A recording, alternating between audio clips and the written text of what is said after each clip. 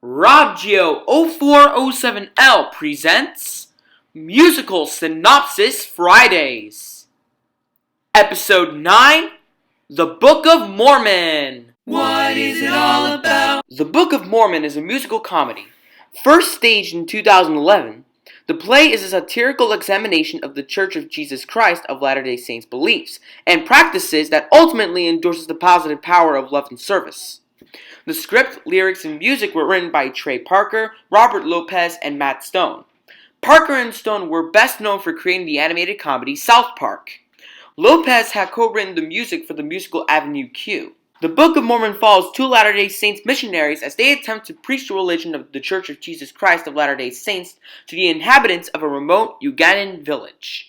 The earnest young men are challenged by the lack of interest from the locals, who are distracted by more pressing issues such as HIV/AIDS, famine, female genital mutilation, and oppression from the village warlords. In 2003, after Parker and Stone saw Avenue Q, they met with the musical's co-writer Lopez and began developing the musical, meeting sporadically for several years. Parker and Stone grew up in Colorado, and references to the Church of Jesus Christ of Latter-day Saints had been commonplace in their previous works. For research, the trio took a trip to Salt Lake City to meet with current and former Mormon missionaries. Beginning in 2008, developmental workshops were staged. The show's producers, Scott Rudin and Ann Garofino, opted to open the show directly on Broadway. The show opened on Broadway in March 2011, after nearly 7 years of development. The Church of Jesus Christ of Latter-day Saints responded indifferently. However, they did purchase advertising space in its playbill in later runs. The Book of Mormon garnered overwhelmingly positive critical responses and set records in ticket sales for the Eugene O'Neill Theater. The show was awarded 9 Tony Awards, one of which was for Best Musical, and a Grammy Award for Best Musical Theater Album. The original Broadway cast recording became the highest charting Broadway cast album in over 4 decades, reaching number 3 on the Billboard charts. In 2013, the musical premiered in the West End, followed by 2 U.S. national tours. A production in Melbourne and the first non-English version in Stockholm both opened in January 2017. Productions in Oslo and Copenhagen followed. The Book of Mormon has grossed over $500 million, making it one of the most successful musicals of all time. As of July 27, 2019, it is the 14th longest running Broadway show, surpassing 42nd Street. Act 1. At an LDS Church Missionary Training Center, devout, supercilious missionary-to-be Elder Kevin Price leads his classmates in a demonstration of the door-to-door method to convert people to the Church of Jesus Christ of Latter-day Saints.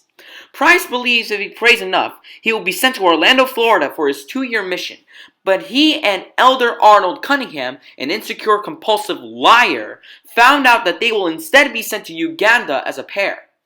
Price is sure he is destined to do something incredible, while Cunningham is just happy to follow. Upon arrival in northern Uganda, the two are robbed by soldiers of a local warlord, General Butt Naked. They are welcomed to the village by Mafala Hatimbi, where a group of villagers share their daily reality of living in appalling conditions while being ruled by the general. To make their lives seem better, the villagers repeat the phrase Hasa Diga Ibawai, which translates to 3 words that I'll never say in my life. Price and Cunningham are led to their living quarters by Nabulungai, Hatimbi's daughter. They meet their fellow missionaries stationed in the area, who have been unable to convert anyone to the church. Elder McKinley, the district leader, teaches Price and Cunningham thought suppression, a widely accepted method of dealing with the negative and upsetting feelings. By the time they go to bed that night, Price is riddled with anxiety, but Cunningham reassures him that he will succeed, and that, as his companion, Cunningham will be by his side no matter what. Price is certain he can succeed where the other elders have failed, teaching the villagers about Joseph Smith through a song that begins as a tribute to Smith, but eventually descends into a tribute by Price to himself. The general arrives and announces his demand for the genital mutilation of all female villagers. After a villager protests, the general murders him. Taking every last measure to protect her, Atimi commands Nabulungai to stay in their house with all the doors locked and windows closed. She protests, insisting that the women of the village won't have to stay in hiding if they just listen to the missionaries, as they hold the secrets to liberation, protection, and eternal happiness. Though her protests to go out and talk to them fail, she calms down after remembering how she was moved by Price's promise of an earthly paradise and dreams of going to live in that new land with all of her fellow villagers. The mission president has requested a progress report on their mission. Shocked by the execution and the reality of Africa, Price decides to abandon his mission and requests a transfer to Orlando, while Cunningham, ever loyal, assures Price he will follow him anywhere. However, Price unceremoniously dumps him as a mission companion.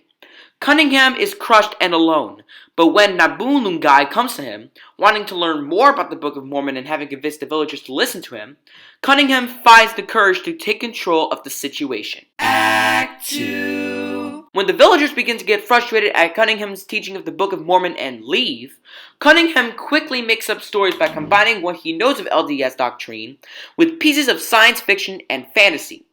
Cunningham's conscience admonishes him, but he rationalizes that if it helps people, it surely cannot be wrong. Price joyfully arrives in Orlando, but then realizes that he is dreaming. He is reminded of the nightmares of hell he had as a child, and panics when his nightmare begins once again. During this dream, he sees Satan, Jeffrey Dahmer, Johnny Cochran, Genghis Khan, and Adolf Hitler. Price awakens and decides to recommit to his mission. Cunningham announces several Ugandans are interested in the church. McKinley points out that unless the general is dealt with, no one will convert. Price, seeing the chance to prove his worth, sets off on the mission he was born to do. After reaffirming his faith, he confronts the general, determined to convert him. The general is unimpressed and drags Price away. Cunningham concludes his preaching and the villagers are baptized, with Nabulungai and Cunningham sharing a tender moment as they do. The missionaries feel oneness with the people of Uganda and celebrate. Price is seen in the village doctor's office, having the Book of Mormon removed from his rectum. Meanwhile, the general hears of the villagers' conversion and resolves to kill them all. Having lost his faith, Price drowns his sorrows in coffee. Cunningham finds Price and tells him they need to at least act like mission companions, as the mission president is coming to visit the Ugandan mission. Price reflects on all the broken promises the church, his parents, his friends, and life in general made to him. Nabulungai and the villagers perform a pageant for the mission president to honor them with the story of Joseph Smith, the American Moses, which reflects the distortions put forth by Cunningham, such as having sex with a frog to cure their AIDS. The mission president is appalled, orders all the missionaries to go home, and tells Nabulungai that she and her fellow villagers are not members. Nabulungai, heartbroken at the thought that she will never reach paradise, curses God for forsaking her. Price has had an epiphany and realizes Cunningham was right all along.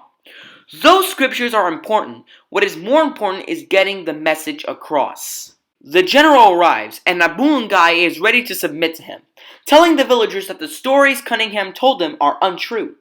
To her shock, they respond that they have always known that the stories were metaphors rather than the literal truth. Price and Cunningham arrive just in time to use Cunningham's lies of the latter being resurrected after being eaten by lions to scare the general and his men away. Price rallies the members of the church and the Ugandans to work together to make this their paradise. Later, the newly minted Ugandan elders, including the general, go door to door to evangelize the Book of Arnold. The end. Hey there guys, it's Robert from RopGeo0407L. I just want to thank you all so much for watching episode 9 of Musical Synopsis Fridays. If you haven't done so yet, please smash that like button, subscribe to this channel, and tap the bell icon to get notified so you don't miss a new video from me, as we're on the road to 3,000 subs. And again, I would like to thank you all so much for watching this episode, and I will see you all in the next video. Peace!